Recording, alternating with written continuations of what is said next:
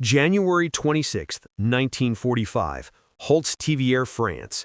A German soldier from the 2nd Mountain Division watched through the aid station window as medics carried in the wounded. His unit had just attacked with 250 men and 6 tanks against one American lieutenant standing on a burning tank destroyer. The American had 1 machine gun. Within an hour, the German force was reduced to 70 effective soldiers.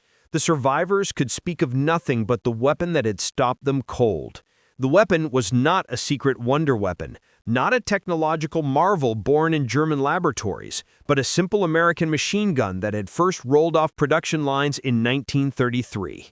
Yet this weapon, the Browning M250 caliber heavy machine gun, would become the most feared piece of equipment in the American arsenal, not because of its complexity, but because of its brutal, relentless effectiveness. The German survivors had just witnessed what would become one of the most legendary engagements in American military history. First Lieutenant Audie Murphy, wounded and alone, had climbed aboard a burning M10 tank destroyer and turned its turret-mounted 50 caliber machine gun on an entire German infantry company supported by armor. For over an hour, Murphy fired the weapon with such devastating effect that the German attack simply disintegrated. The official Medal of Honor citation awarded by Lieutenant General Alexander Patch on June 2, 1945, confirmed that Murphy inflicted approximately 50 casualties on the attacking force. The wounds caused by 50 caliber impacts became grimly familiar to German medical personnel. Unlike rifle rounds that might wound and allow recovery, 50 caliber projectiles caused catastrophic tissue damage. The massive kinetic energy transfer meant that a hit to a limb often resulted in amputation.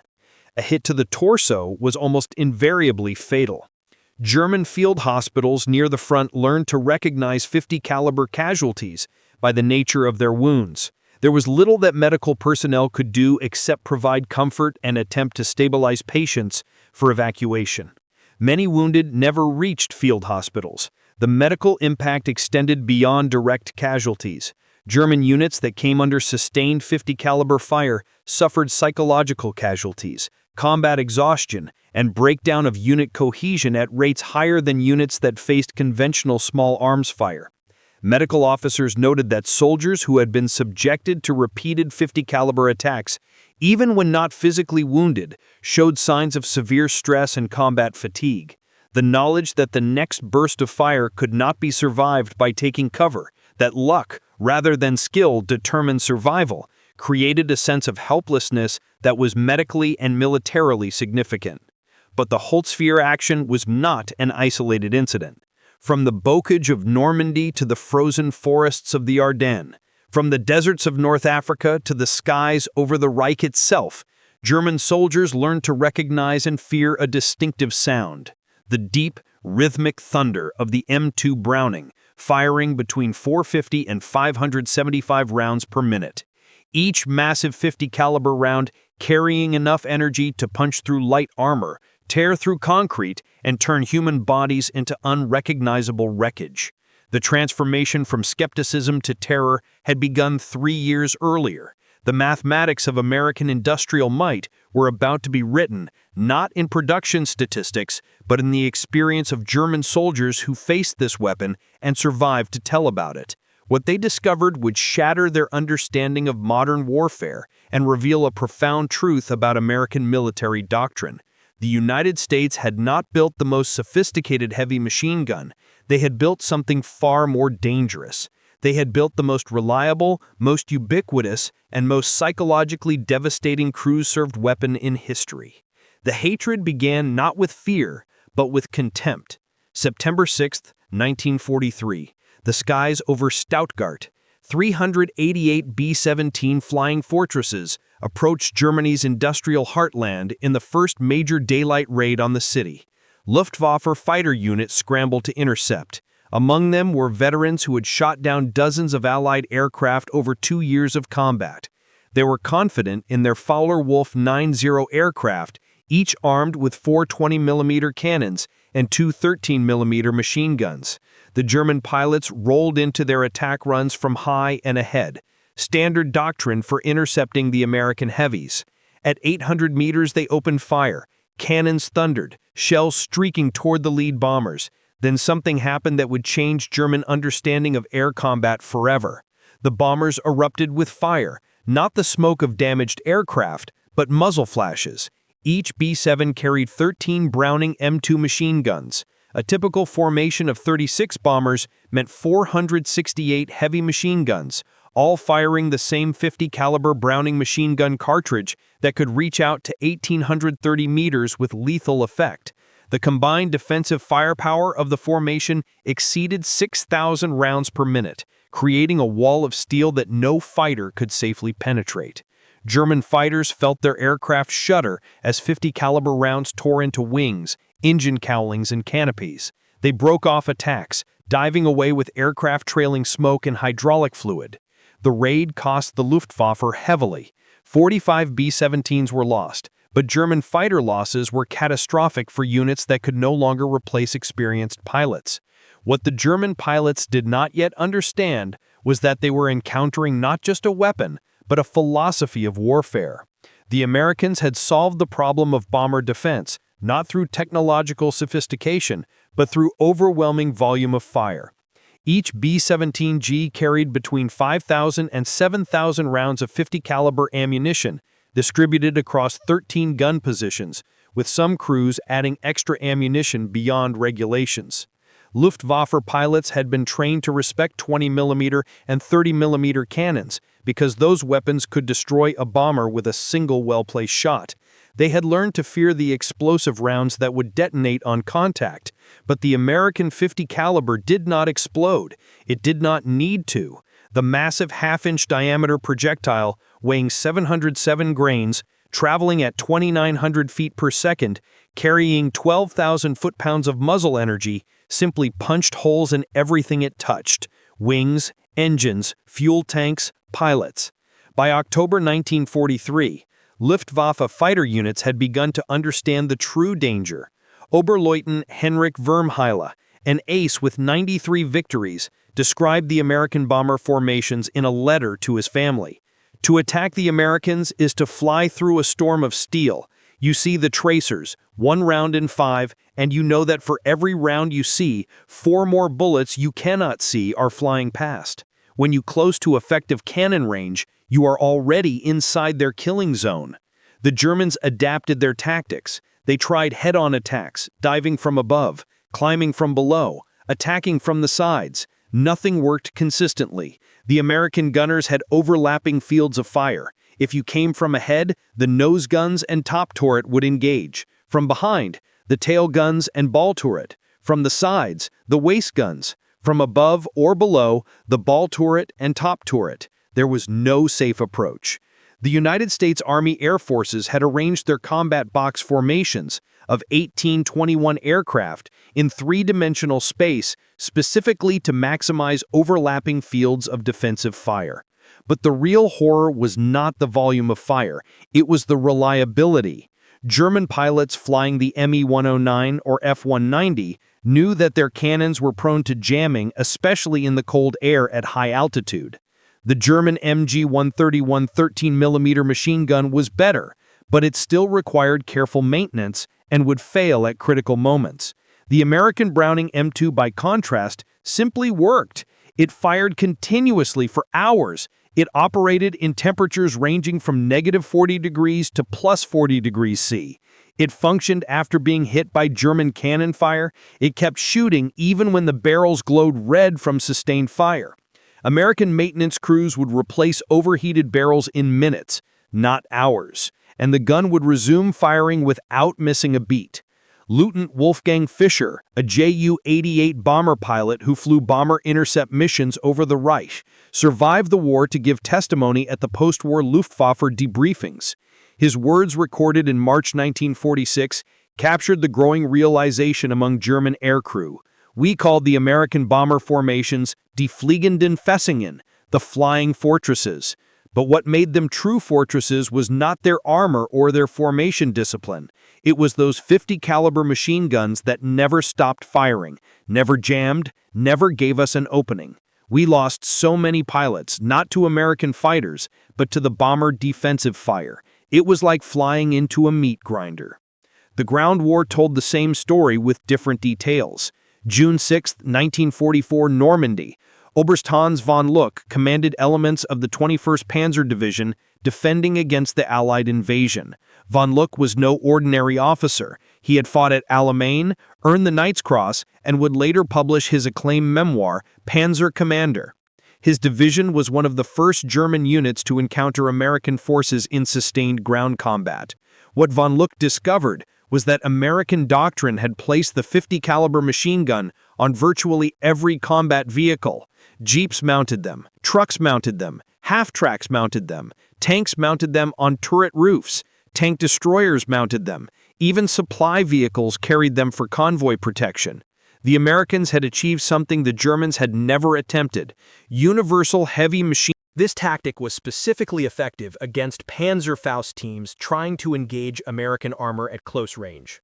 American armored columns employed what they called reconnaissance by fire. Rather than carefully advancing and waiting for the enemy to reveal positions, American units would fire their 50 caliber machine guns continuously into any suspicious location: tree lines, farm buildings, stone walls, hedgerows. The volume of fire would either suppress hidden German positions or provoke return fire that revealed their locations. This tactic, documented extensively in primary sources, including Tank Tactics from Normandy to Lorraine by Roman Jerry Moich, drove German soldiers to distraction. German infantry veterans of the Eastern Front thought they had experienced the worst of industrial warfare against the Soviets. Then they encountered American firepower doctrine in France. German squad leaders who survived the fighting in Normandy and were taken prisoner described the difference in their debriefings preserved in the United States Army Historical Division files. Against the Russians, we faced human wave attacks and artillery barrages. Against the Americans, we faced machine gun fire that never stopped. They fired at everything. They fired at nothing. They fired to make us keep our heads down. They fired to prevent us from moving. They fired because they had unlimited ammunition, and we did not. After 2 weeks fighting the Americans in the bocage, soldiers would not leave cover during daylight. It was not cowardice. It was mathematics. Movement meant death. The M16 multiple-gun motor carriage demonstrated American firepower philosophy at its most extreme. This was a half-track mounting 4 50 caliber machine guns in a powered turret originally designed for anti-aircraft defense. The combined rate of fire approached 2,200 rounds per minute. American soldiers called it the meat chopper or the kraut mover. Official reports from the 473rd AAA Battalion in November 1944 stated that the primary mission of the M16 half-track anti-aircraft often became its secondary mission, and it was used instead against ground troops. By late 1944, the Luftwaffe had been largely defeated over Western Europe. American anti-aircraft units found themselves repurposed for ground support operations. The M16 proved devastatingly effective against German infantry and light vehicles. During the Battle of the Bulge, when German forces made their last major offensive in the West, from December 16, 1944 to January 25, 1945, M16 units were credited with breaking up numerous German infantry attacks simply by traversing their 4 gun mounts across attacking formations. The experience of German forces attempting to ambush American supply convoys illustrates why the 50 caliber became so hated. German doctrine for convoy ambush called for allowing the lead vehicles to pass, then destroying vehicles in the middle of the column to create a roadblock, then systematically destroying the trapped convoy. This tactic had worked effectively against British and Soviet supply lines earlier in the war. Against American convoys, the tactic failed catastrophically. American convoy doctrine placed 50 caliber armed vehicles at intervals throughout the column. When an ambush was initiated, American vehicles would immediately return fire with their 50 calibers, while other vehicles maneuvered to flank the ambush position. The volume of return fire was so intense that German ambush teams frequently suffered heavier casualties than the convoys they attacked. German platoon leaders who participated in convoy ambushes during the fighting in France described the evolution of German tactics and their ultimate failure in post-war interrogations. In early ambushes, German forces positioned infantry with machine guns and Panzerfausts along roads. American convoys had vehicles equipped with 50-caliber machine guns distributed throughout. The volume of return fire from the convoys was devastating. German units learned to only ambush isolated vehicles, never convoys. But isolated vehicles were rare. The Americans moved in strength precisely because they knew German forces could not effectively attack their convoys. The pattern of alternating fire that American convoys employed was particularly effective. Vehicles on the right side of the road would fire into the right flank. Vehicles on the left would fire left. This created intersecting fields of fire that covered both sides of the road simultaneously. German forces attempting to ambush from one side of the convoy would find themselves under fire not only from that side of the convoy, but from the opposite side as well. The psychological effect of being under fire from multiple directions by weapons that could penetrate cover and had seemingly unlimited ammunition made successful ambushes nearly impossible. American logistics units understood that the 50-caliber machine gun was their primary defense. Drivers and assistant drivers received training on the weapons. Ammunition was loaded in quantities far exceeding official allocations. Convoy commanders were authorized to engage any suspected threat with immediate and overwhelming fire. The result was that German forces by mid to late 1944 had largely given up attempting to interdict American supply lines in areas where American forces had air superiority and sufficient ground combat power to respond to attacks. This had strategic implications beyond the immediate tactical situation. German forces in France and later in Germany itself could not effectively interrupt American logistics. American units could count on regular resupply of ammunition, fuel, food, and equipment. This meant American tactical planning could assume that firepower would be available when needed. German planning, by contrast, had to account for chronic ammunition shortages, fuel shortages, and the certainty that whatever supplies did arrive would arrive late and insufficient quantities. The 50-caliber machine gun was both a cause and a symptom of American logistical superiority. It was effective because American industry could produce ammunition in vast quantities. It enabled continued operations because its reliability meant that ammunition once delivered would be effectively employed. German soldiers watching American tracer fire arc across the battlefield at night understood they were seeing not just ammunition expenditure, but the visible proof of an industrial capacity they could not match. The terror from the air added another dimension to German fear of the 50 caliber.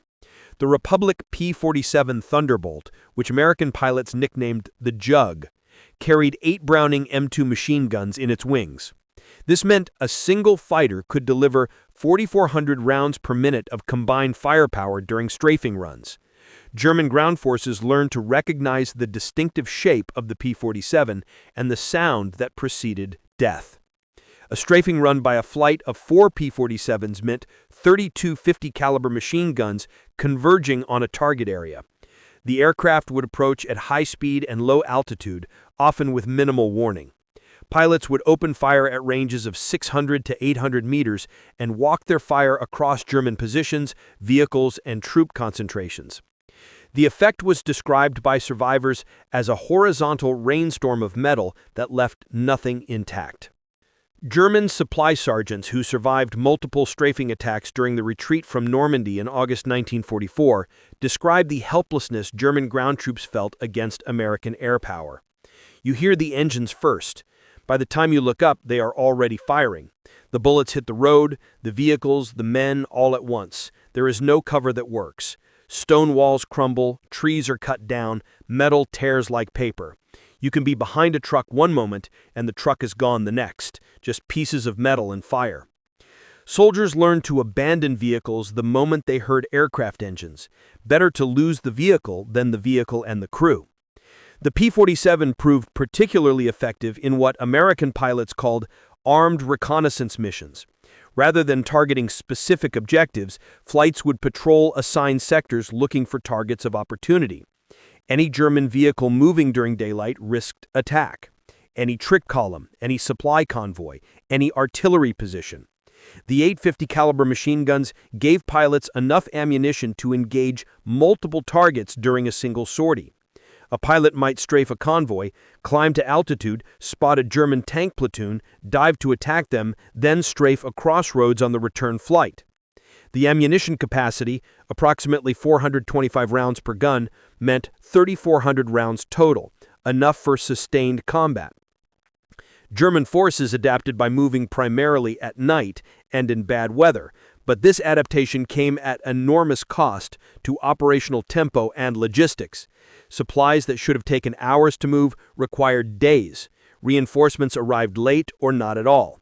The Luftwaffe's inability to contest American air superiority by mid-1944 meant that German ground forces operated under constant threat of air attack, and the primary weapon delivering that threat was the 50 caliber machine gun. The combination of ground-mounted and air-delivered 50 caliber fire created a comprehensive suppression effect. German units could not move safely in daylight because of strafing attacks. They could not move safely at night because American ground forces used reconnaissance by fire with vehicle-mounted 50 calibers to interdict roads and trails.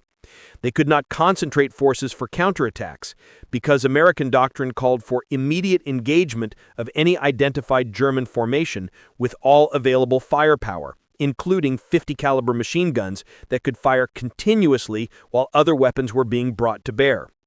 This was the reality that broke German combat effectiveness in the West. Not a single decisive battle, not a wonder weapon, but the cumulative weight of facing an opponent whose basic heavy machine gun was present in such overwhelming quantities and employed so lavishly that traditional military responses became irrelevant.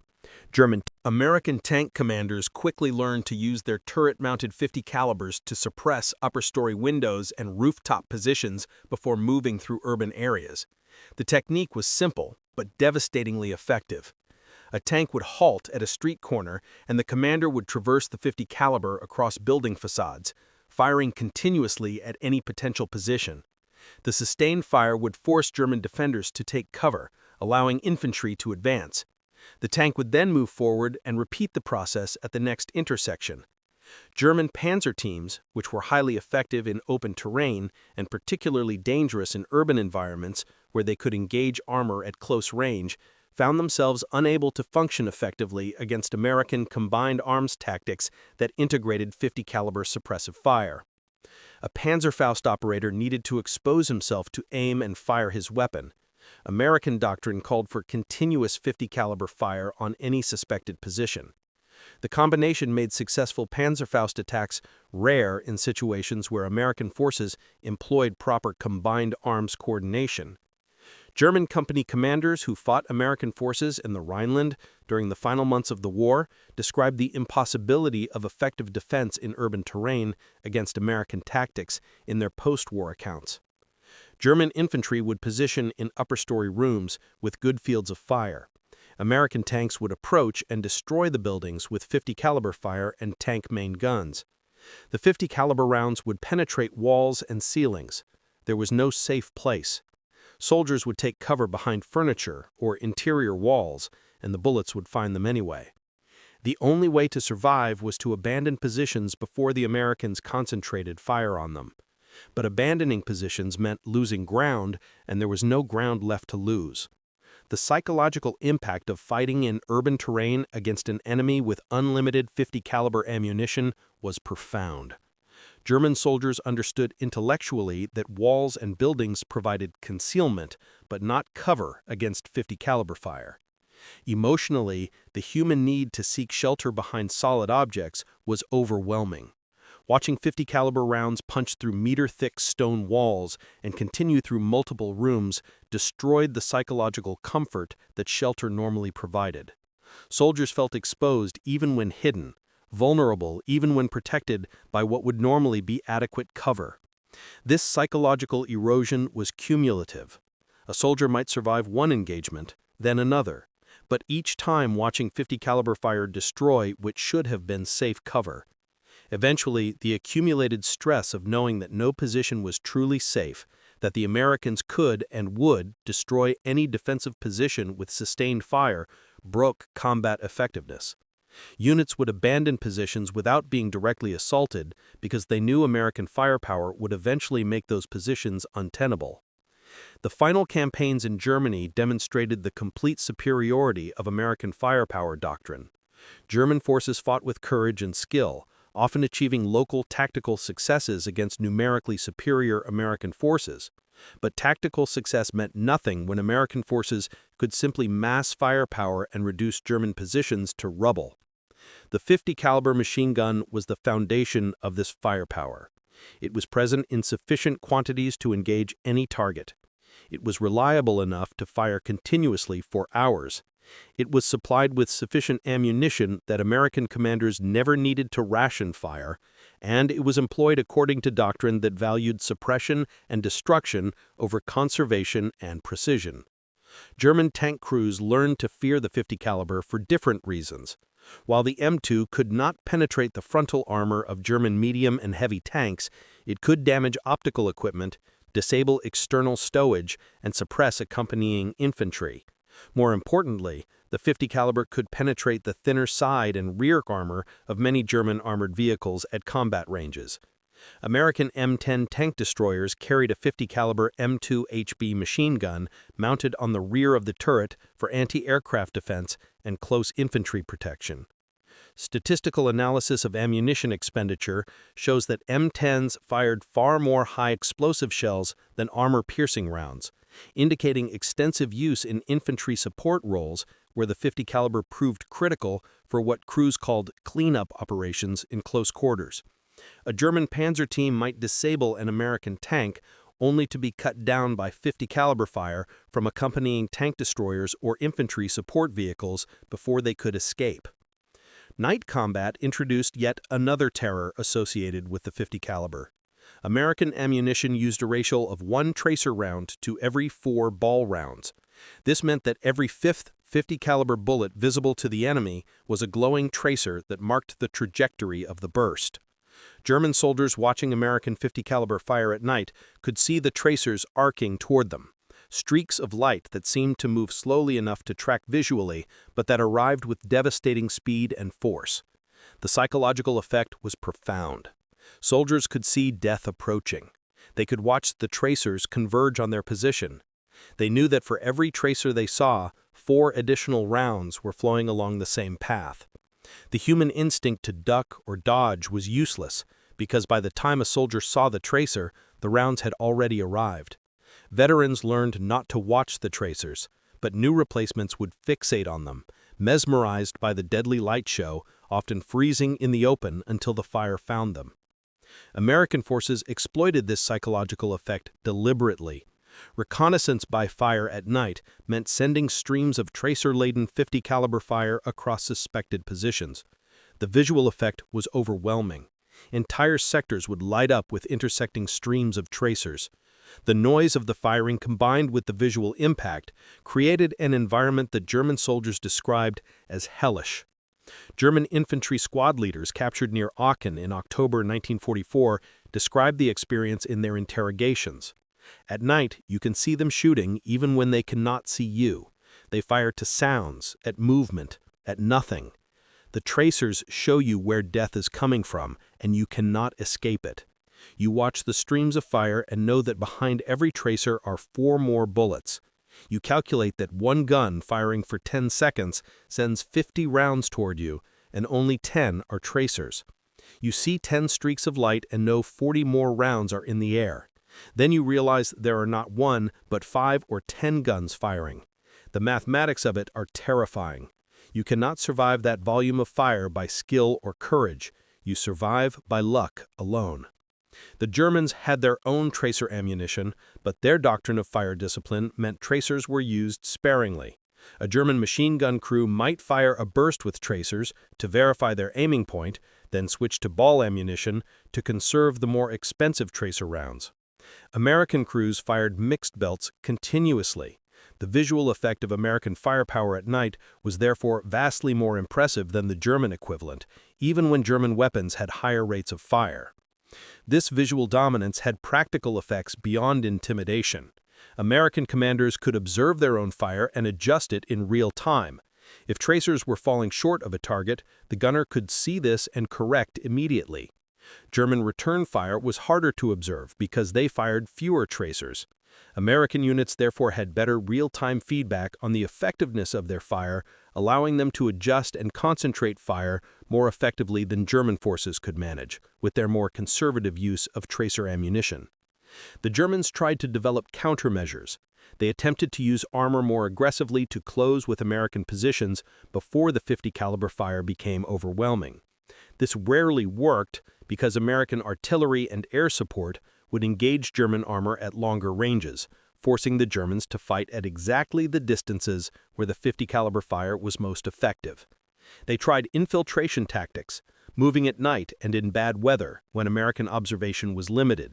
But American logistics meant that .50 caliber ammunition was always available, and American doctrine encouraged firing at any suspected position regardless of whether targets were confirmed. July 25, 1944, Operation Cobra. The American breakout from Normandy began with 3,300 tons of bombs dropped by 1,800 heavy bombers on German positions near Saint-Lô. General Major Fritz Bayerlin commanded the Panzer Lehr Division, one of the elite German formations defending the sector. After the war, Bayerlin wrote extensive manuscripts for the United States Army Historical Division, analyzing the campaign. His assessment of American firepower was clinical and devastating. He wrote that by the time his division retreated from the Saint-Lô sector, it had been decimated not primarily by bombing, though those were significant factors, but by the cumulative effect of constant small arms fire that prevented his forces from maneuvering effectively. American .50 caliber machine guns mounted on every vehicle meant that his troops could not move to respond to American advances without being engaged immediately. His conclusion was that Americans had solved the fundamental problem of modern warfare. They had found a way to project superior firepower without requiring superior training or tactics. Bayerlin, promoted to Generalleutnant on July 20, 1944, participated in the thick of SS Panzer II, Battle of the Bulge, and finally surrendered in April 1945. His post-war writings would become major sources for understanding German perspectives on American combat methods. He noted repeatedly that the .50 caliber machine gun, operated by soldiers with minimal specialized training and supplied with vast quantities of ammunition, created a baseline of firepower that German forces could not match with their more sophisticated weapons and better trained crews. The winter of 1944 brought the Battle of the Bulge. The .50 caliber Browning machine gun cartridge, fired by the M2, carried specifications that made it effective against a wide range of targets.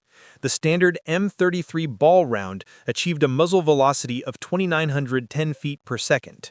Armor-piercing variants could penetrate 19 millimeters of armor at 500 meters. The M8 API armor-piercing incendiary round penetrated 16 millimeters at 500 meters and would ignite fuel or ammunition upon penetration. The M20 API variant, with its tracer element, penetrated 21 millimeters at the same range.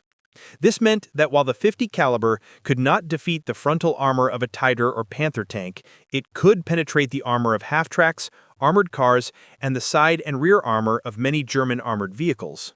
More importantly, it could destroy truck engines, puncture fuel tanks, disable artillery pieces, and suppress infantry at ranges where return fire was ineffective. The M2's reliability stemmed from its design. John Browning had begun development in July 1917 during the First World War. The M1921 water-cooled .50 caliber machine gun, weighing 121 pounds with its water jacket, entered service but proved too heavy for mobile warfare. The M2 air-cooled version, adopted in 1933, eliminated the water cooling system and reduced weight while maintaining reliability. The basic operating principles of the weapon were simple, robust, and proven. American manufacturers, including AC Sparkplug, Frigid Air, Guide Lamp, and Colt, produced nearly 2 million .50 caliber machine guns of all models during the war years. Production of the M2HB, the heavy barrel version that could sustain longer periods of fire, reached approximately 350,000 units total across all services and theaters. This scale of production meant that American forces never lacked for replacement weapons or spare parts. The Germans understood intellectually what they faced. Their own weapons were in many respects more sophisticated. The MG-34 and MG-42 were better suited to the role of squad automatic weapon. The German 13mm MG-131 aircraft machine gun had a higher rate of fire at 900 rounds per minute. German 20mm and 30mm aircraft cannons were more destructive per hit than any machine gun. But sophistication meant nothing in the face of overwhelming material superiority. The Americans had built a weapon that was good enough for every role it needed to fill, and had produced it in quantities that allowed universal employment. Every American bomber carried 13 M2s. Every fighter, like the P-47 Thunderbolt, carried 8 M2s. Every American combat vehicle carried at least one. American infantry companies had organic 50-caliber heavy machine gun sections. American anti-aircraft units could repurpose their M16 quad mounts for ground combat. The weapon was everywhere, always available, always supplied with ample ammunition, and it worked every time it was needed. The psychological impact on German forces was cumulative and devastating. Individual soldiers might survive encounters with 50-caliber fire. Units might successfully complete tactical missions despite American firepower superiority. But over weeks and months of combat, the constant knowledge that the Americans could bring overwhelming fire to bear on any target at any time with weapons that functioned reliably in all conditions wore down German combat effectiveness as surely as casualties and equipment losses. This was not cowardice on the part of German soldiers. These were veteran troops who had fought across Europe and North Africa. Many had faced Soviet attacks on the Eastern Front, but there was something uniquely demoralizing about the American approach to warfare. The Soviets might mass human waves and artillery. The British might demonstrate tactical excellence and coordination. The Americans simply deployed overwhelming material resources and fired until resistance collapsed. German officers found it increasingly difficult to motivate men to attack when they knew American 50-caliber fire would meet any advance. German infantry became reluctant to maneuver in daylight. German vehicles clustered in cover rather than advancing. The tactical initiative shifted permanently to the Americans, not because of superior tactics or better training, but because American doctrine, built on unlimited ammunition and reliable weapons, made German doctrine obsolete. The hatred German soldiers expressed for the 50 caliber was the resentment of craftsmen facing mass production, of skilled warriors facing industrial warfare. The 50 caliber represented everything about American warfare that the Germans found alien. The casual expenditure of ammunition, the reliance on material superiority rather than superior skill, the willingness to destroy rather than to capture or bypass. These were not the methods of soldiers in the traditional European sense. These were the methods of an industrial power that had calculated that material expenditure was cheaper than casualties and more effective than tactical elegance. After the war, German military historians and former officers provided consistent assessments. The American 50 caliber machine gun was not the most sophisticated weapon of World War II. It was not the fastest firing or the most accurate or the lightest or the most versatile. It was simply the most effective because it combined reliability, ubiquity, and overwhelming logistical support. The weapon itself was only part of the equation.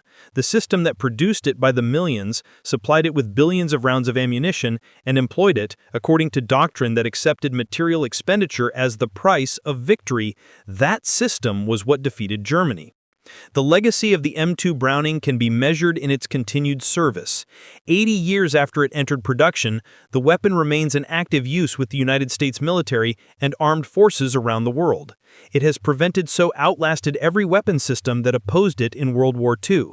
It has served in every American conflict from World War II through the present day. This longevity reflects the fundamental soundness of the design and the effectiveness of the American military philosophy it embodies. The broader strategic implications became clear only in retrospect. German military planning had assumed that superior training and tactical excellence could offset American numerical advantages. This assumption proved catastrophically wrong. The 50 caliber machine gun demonstrated that adequate weapons produced in overwhelming quantities and supplied without restriction trumped sophisticated weapons produced in limited numbers and supplied sparingly. German tank commanders who had defeated Soviet armor through superior tactics found themselves unable to maneuver against American combined arms teams that included multiple 50-caliber machine guns. German infantry who had mastered the tactical intricacies of the MG-42 found their expertise meaningless when American forces could simply saturate defensive positions with sustained 50-caliber fire. German pilots who had honed their skills against the RAF found themselves shredded by defensive fire from bomber formations that valued volume over precision. The lesson was universal and unforgiving. In industrial warfare, the side that can sustain higher material expenditure will prevail regardless of tactical skill disparities. The Germans had brought a craftsman's approach to a mass production war. They had optimized for efficiency when the situation demanded overwhelming force. They had conserved ammunition when their opponents could afford to expend it freely. What German soldiers learned through bitter experience was that modern industrial warfare rewards not tactical brilliance or superior training, but the capacity to sustain overwhelming material expenditure. The M2 Browning 50 caliber machine gun became the symbol and instrument of that lesson. German forces brought skill, doctrine, and determination to the battlefield. American forces brought an industrial system capable of producing and supplying heavy machine guns in quantities that made resistance mathematically futile. When those two approaches to warfare collided, the outcome was never truly in doubt.